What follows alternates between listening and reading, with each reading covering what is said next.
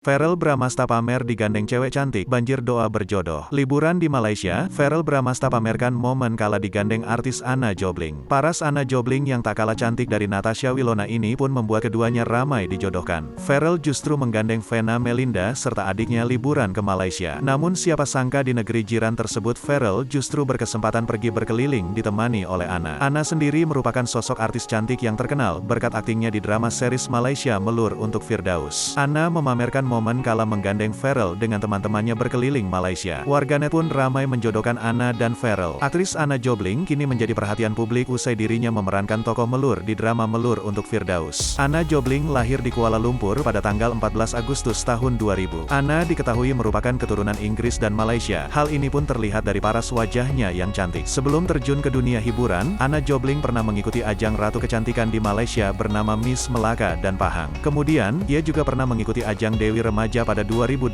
lalu. Dirinya pun keluar sebagai finalis di ajang tersebut.